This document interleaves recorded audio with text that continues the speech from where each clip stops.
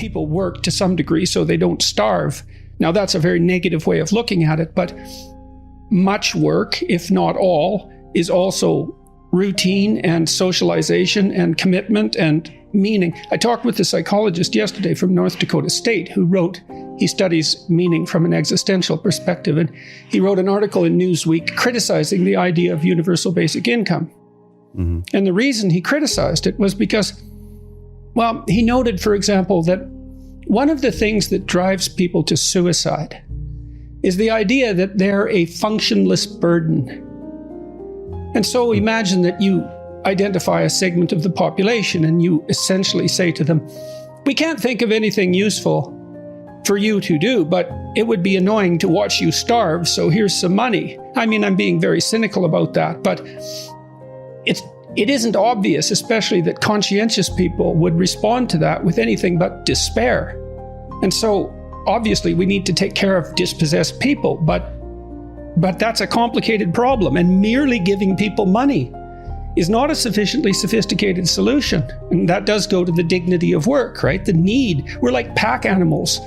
We need to pull. Now, some people more than others. It's really tightly associated with trait conscientiousness, one of the big 5 personality traits.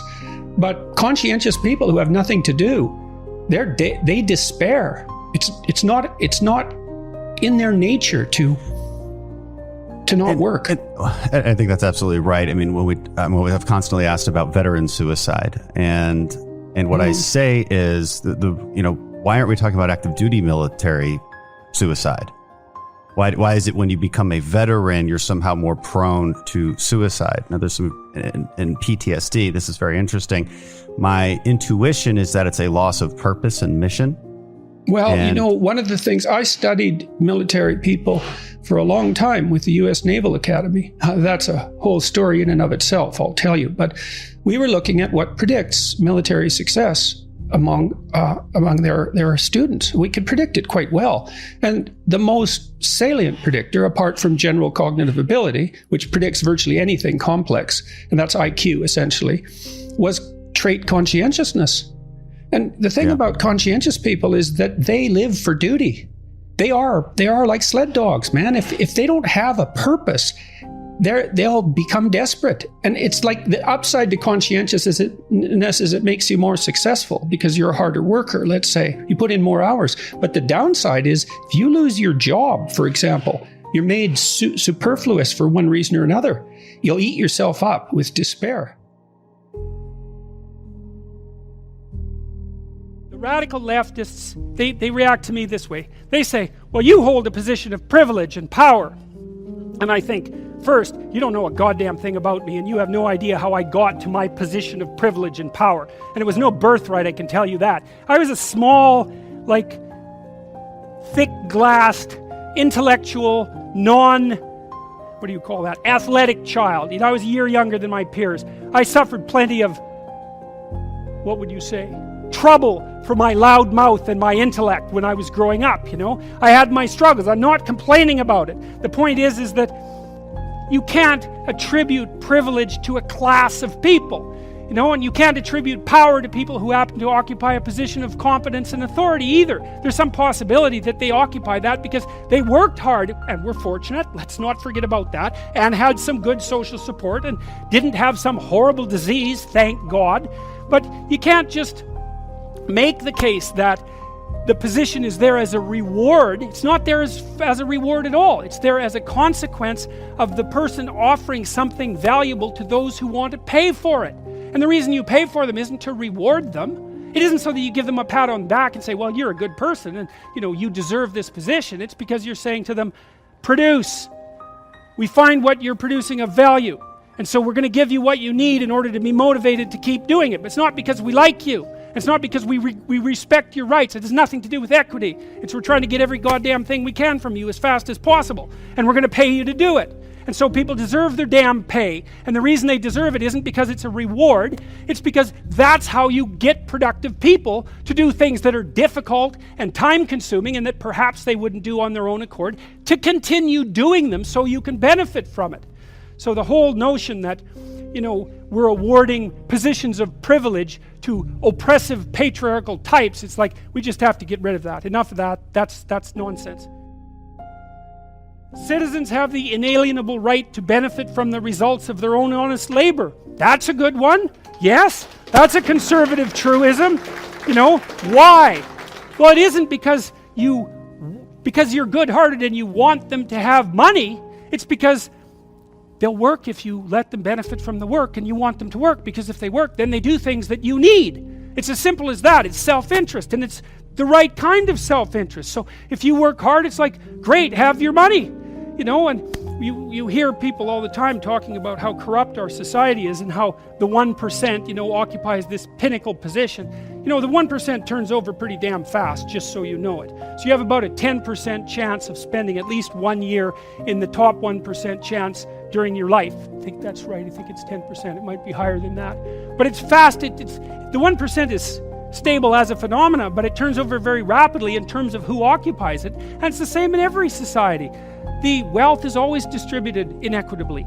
It's a natural law. You can look it up. It was discovered by a guy named Wilfred Pareto back in the late 1800s. Goods tend to distribute themselves inequitably. It can be a problem, but it doesn't mean that there's something fundamentally corrupt about the social structure that's driving it in that direction. And you don't want some filthy rich geniuses lying around? Maybe you do. Look at what Elon Musk is doing, for God's sake. Maybe he should have 10 times as much money as he has. He's going to launch a rocket every 5 days to Mars in the next 10 years, right? He wants to wipe out fossil fuel cars, and he might do it. He wants to revolutionize the transportation system, and he might do it. He wants to put us on the damn solar grid with his new batteries, and he might do it. It's like, oh no, he has a couple of $1 billion.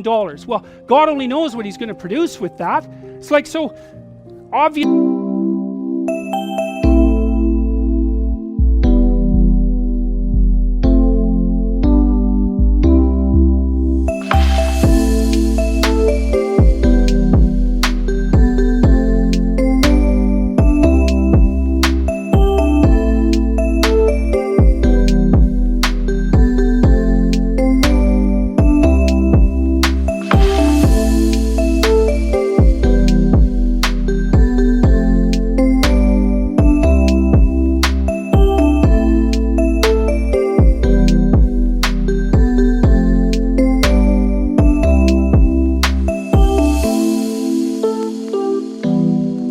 There's going to be some corrupt rich plutocrats who do nothing but smoke cigars and snort cocaine. They're not going to live very long anyways. But there's lots of people out there who have the money they have because they would really like to do interesting and creative things with it, not because they're interested in gathering more, paper money to stuff in their mattress and to feel the smooth delight of gold coins between their fingers before they go to bed. What kind of attitude is that towards people who've made their fortune? You think that about Steve Jobs? You think that about Bill Gates? Good God, I don't know how those people made a lot of money, but man, thank God they were around. They've given us some tools that are just absolutely unbelievable. So, maybe we could leave the jealousy of the successful behind for a while and notice now and then that some of the people who got to where they are actually deserve to get to where they are, and we should be thankful that they exist. That would be nice. A little gratitude. There's good literature showing that conscientious people who lose their jobs are much more likely to become depressed. Yeah, because these are fundamental sub-personalities. That's part of the way that you might look at it. So you have a position in each of these traits, and that gives you a personality. If you're really, really high in openness, let's say, if you don't create, you die. That's your life. If you're high in extroversion, if you're not with people, you dry up and blow away. So these are deeply rooted inside of you, and conscientiousness is a trait like that. And so people who, especially conscientious people, they need purpose. It's not optional. It can be their defining characteristic. So, and that's definitely true for military people. The military is built for conscientious people. It has to be. Yeah, well, one of the things the Navy, the Naval Academy wanted us to do was to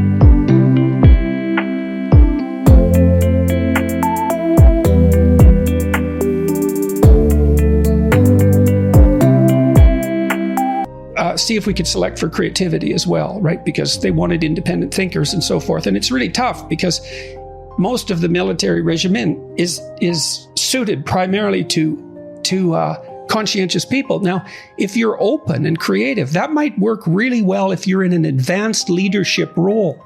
But the question is, how the hell do you get there? Because if you're not highly conscientious, you're going to get in trouble as you rise through the ranks. And lots of companies have this problem, by the way, because at the low end, conscientiousness is vital and openness might be merely disruptive.